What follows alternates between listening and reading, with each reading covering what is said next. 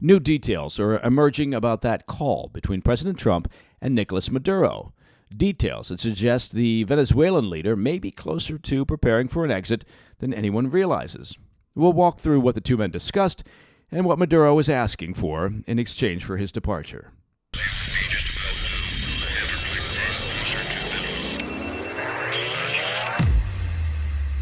Today, we're learning more about that phone call between President Trump and Nicolás Maduro.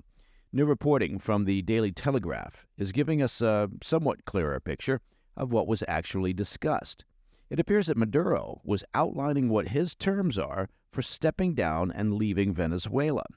According to multiple sources familiar with the conversation, Maduro floated an exit deal, one that would allow him to step aside after more than a decade in power, but only under conditions that he believed would protect himself, his family, and his inner circle.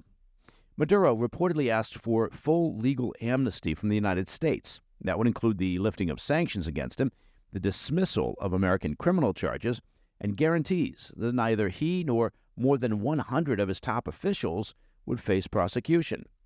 He also asked for permission to retain personal wealth, reportedly $200 million. $200 million. Not bad for a former Caracas bus driver turned, quote, humble servant of the people.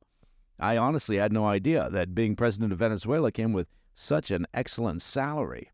He's managed to build a fortune of at least $200 million in 10 years. Who knew that socialism paid so well? You'd think that news, that reporting about his wealth, would be enough for the people of Venezuela to drive him out of office. I mean, look, to be fair, politicians in the U.S. somehow manage to accumulate wealth while in office and receiving a government salary, but $200 million in 10 years, that makes American politicians look like amateurs. But I suppose I digress. In return, Maduro told Trump he was prepared to leave office and depart Venezuela. But even that presented complications. The two leaders discussed where he would ultimately go, and the options reveal how far this negotiation actually went. One source told reporters that Trump suggested China or Russia, two countries that have obviously supported the Maduro regime economically and diplomatically. Now, Moscow could work. Maybe Maduro could share a nice two-bedroom flat with former Syrian despot Bashar Assad. But Maduro rejected both those locations, insisting he wanted to remain in the Western Hemisphere, ideally in a friendly nation such as Cuba. That left both sides searching for a compromise destination. And in recent days, Qatar has emerged as a possible middle ground, a country with warm ties to Washington, on occasion, an active diplomatic portfolio, and a track record of hosting controversial leaders in exile. Ultimately, the call ended without a deal. Trump rejected Maduro's broad demands for amnesty, and the short window the U.S. had offered for Maduro to leave the country expired. Days later, Washington escalated pressure by effectively closing Venezuelan airspace. Still, if the reporting is accurate, the fact that the phone call covered this ground is somewhat remarkable. They suggest that Maduro, long seen as defiant and politically entrenched, may be closer to contemplating an exit than at any point in recent years. And it explains why Caracas has pushed for a second conversation. Maduro appears to understand that the U.S. pressure is narrowing his options.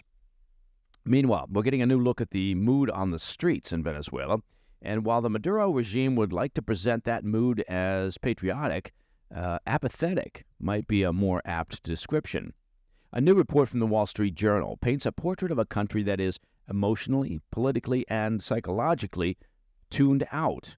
Even as U.S. Navy ships loiter offshore and Washington openly discusses Maduro's removal, daily life in Caracas is focused on something else entirely: surviving Christmas in an economy crushed by hyperinflation. Stores are full but unaffordable. Imported trees cost a month's salary. A standard holiday pork leg, as an example, is nearly twice as expensive as last year. Families walk mall corridors, calculating which decorations they can no longer afford. The so-called drumbeat of war, the Wall Street Journal writes, feels distant and almost irrelevant. This is a population that has seen too many failed promises of political change. They've watched uprisings collapse. They've watched foreign governments declare the regime's days are numbered, only for nothing to happen. They've watched last year's election be widely discredited only to see Maduro remain in place, and they watched protest movements get crushed. The result is a kind of national numbness. One poll cited in the reporting shows nearly 80% of Venezuelans believe a change in government is necessary, yet the streets remain quiet. No marches, no demonstrations, no expectation that anything will change. In fact, when asked what keeps them up at night, most Venezuelans don't mention the military tension or U.S. pressure or Maduro's political survival.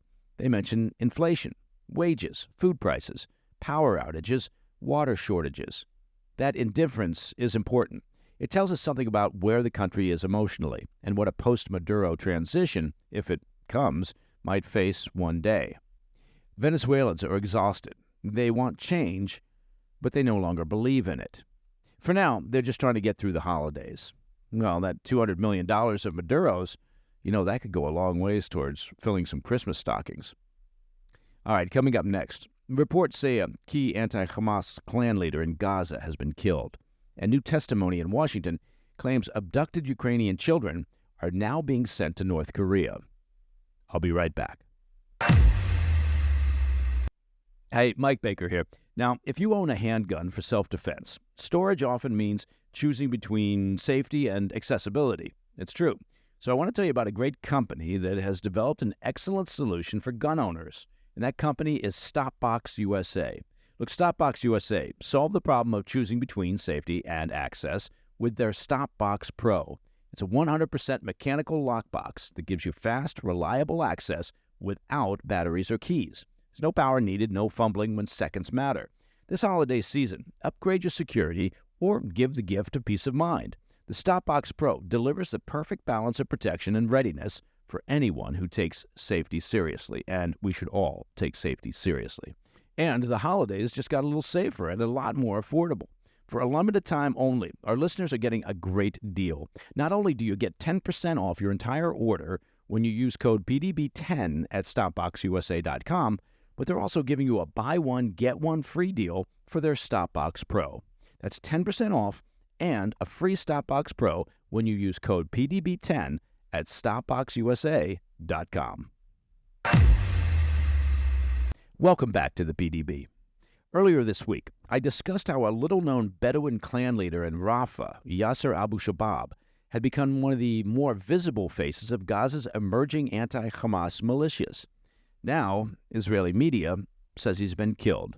As we previously discussed, Abu Shabab was part of a loose network of clan-based militias stretching from Beit Lahia to Rafah, operating inside Gaza's yellow zone, where Hamas is banned from carrying weapons or running its operations.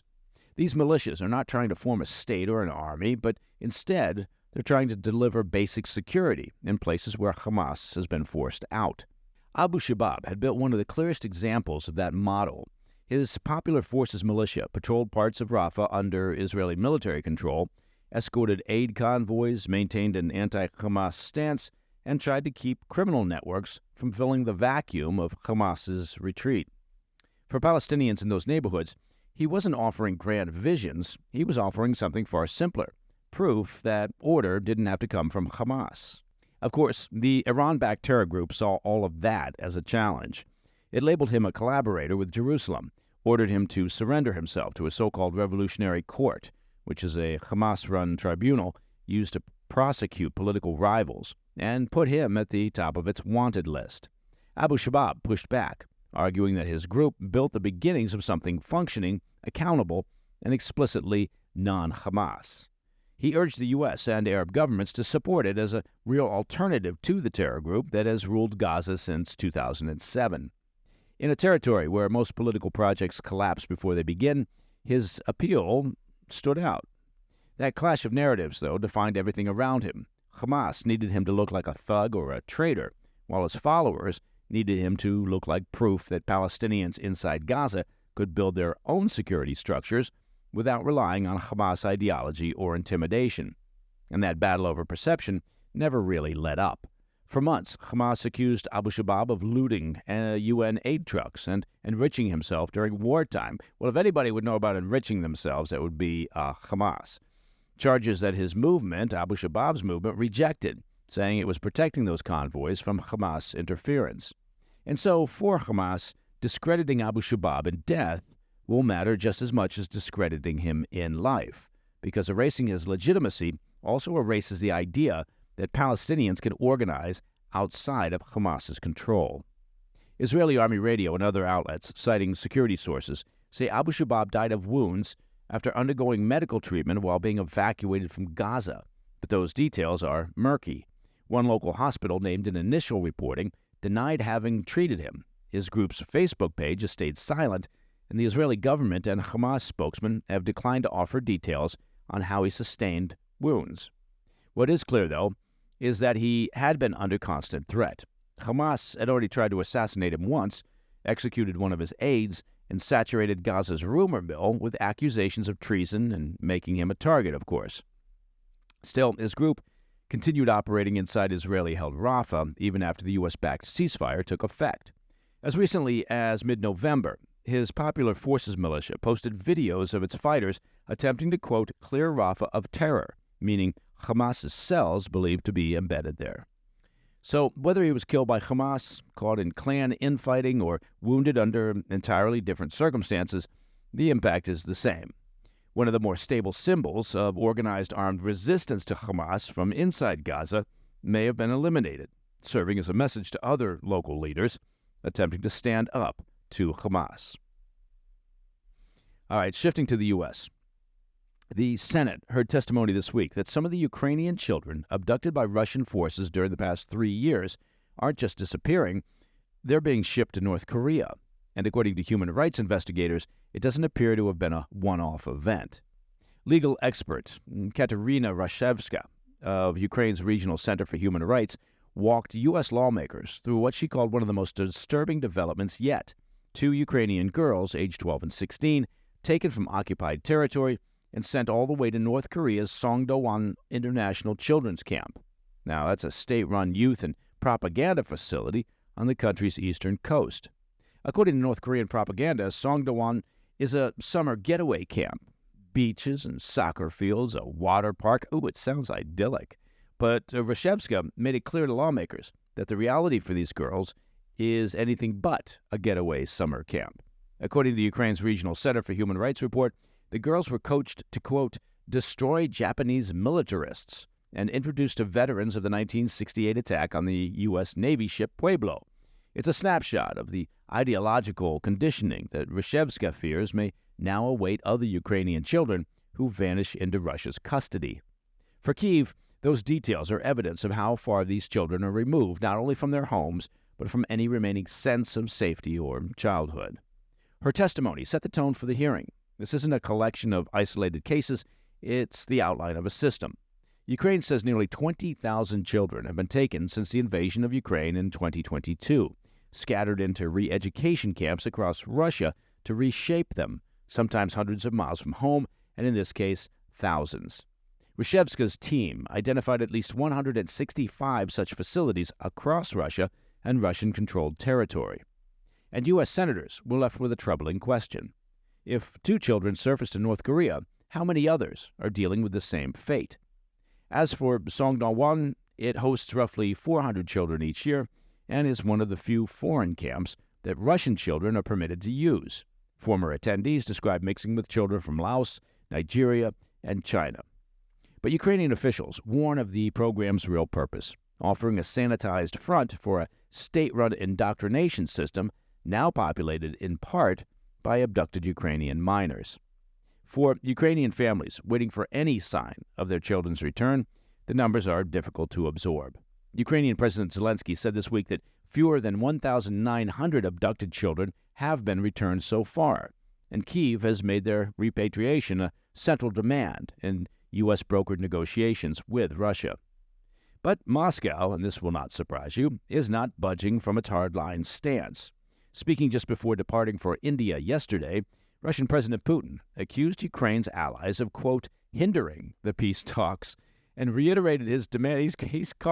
He's telling other people that they're hindering the peace talks and reiterated his demand that Kyiv withdraw from all remaining parts of the Donbas region outside Russian control. The Russian strongman doubled down on his demands, saying, quote, either we liberate these territories by force of arms or Ukrainian troops will leave these territories and stop killing people, end quote. Yeah, he's definitely interested in peace talks. All right, in today's Back of the Brief, the federal authorities have finally made an arrest in the D.C. pipe bomb case from 2021, possibly resolving one of the most enduring unanswered questions tied to the events around January 6th. I'll have those details when we come back. Hey, Mike Baker here, with a great holiday opportunity from our friends at Birch Gold Group. Now, do you remember from that old-time show, Rudolph the Red-Nosed Reindeer, do you remember that great Burl Ives Christmas song, Silver and Gold? Yeah, you don't? Well, I'd sing it, but nobody needs to hear that. Anyway, that's what we're talking about, silver and gold. Because for every $5,000 you purchase between now and December 22nd, Birch Gold will send you an ounce of silver. And if you aren't aware, well, silver happens to be up over 60% this year. Here's the thing. When you're talking about protecting your hard-earned assets, it's important to diversify and have a hedge against uncertain times and instability. That's why I encourage you to consider buying gold from Birch Gold Group. Let Birch Gold help you convert an existing IRA or a 401k into a tax-sheltered IRA in physical gold. And for every $5,000 you buy, you'll get an ounce of silver for your stocking or for your kid's stocking. It's a great way to teach them about investing and building a smart portfolio. Just text PDB to 989-898 to claim your eligibility for this offer. Again, text PDB to the number 989-898 today, because Birch Gold's free silver with qualifying purchase promotion, well, that ends on December 22nd. Text PDB to 989-898. In today's Back of the Brief, nearly 5 years after two functioning pipe bombs were planted outside the headquarters of both major U.S. political parties ahead of the January 6th Capitol riot, federal authorities say they've finally made an arrest. Attorney General Pam Bondi announced Thursday that FBI agents arrested 30-year-old Brian Cole Jr. of Woodbridge, Virginia, in connection with the explosive devices placed outside the RNC and DNC headquarters in Washington, D.C. on the night of January 5th, 2021. That would be less than 24 hours before the infamous events at the nation's capital on January 6th. Cole is charged with the use of an explosive device, though Bondi noted that the investigation remains open and additional charges may be filed. It's according to a report from Fox News. As I'm sure many of you are aware, for almost 5 years, the case remained one of the most perplexing unsolved mysteries surrounding January 6th. Two fully functional, potentially lethal devices placed in strategic political locations discovered just as thousands began converging on the Capitol for the inauguration. While police successfully deactivated the pipe bombs, investigators said each device was equipped with a kitchen timer triggering mechanism and had been deliberately positioned in a way that could have caused serious injury or death had they detonated. So, what broke the case open? During a press conference on Thursday, Bondi credited a renewed push by the FBI's Washington field office, spearheaded by FBI Deputy Director Dan Bongino. Bondi said investigators and prosecutors sifted through evidence that had been sitting at the FBI since the Biden administration, stressing that no new tips led to the arrest. Both Bondi and Bongino criticized the former Biden administration for failing to direct enough resources towards solving the case. At Thursday's press conference, Bondi said, quote, "The total lack of movement on this case in our nation's capital undermined the public trust of our enforcement agencies. This cold case languished for 4 years until Director Patel and Deputy Director Bongino came to the FBI." For years, the unsolved nature of the pipe bomb case fueled public frustration and political conspiracy theories, especially given how the devices shaped law enforcement's movements on January 6th. The bombs, which were not discovered until January 6th, prompted a significant law enforcement response at the DNC and RNC, just as the Capitol was being swarmed by protesters who later broke through barriers and forced their way inside. While the investigation remains ongoing, authorities have not publicly commented on a possible motive, whether others may have been involved, or what precisely led investigators to Cole after such a long delay.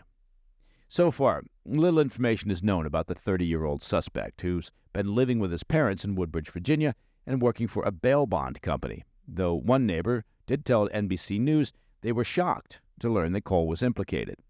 FBI investigators descended on his parents' home on Thursday morning and have since sealed off the scene as they collect more evidence.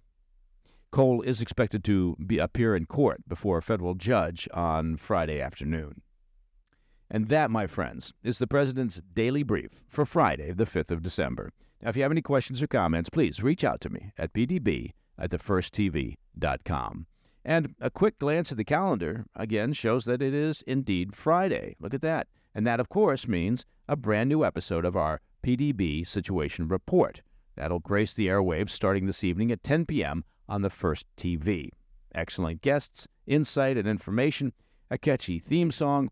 Tune in and find out why the Situation Report has been called TV Gold by several of my family members. You can also catch it and past episodes on our YouTube channel at President's Daily Brief, and of course, podcast platforms everywhere.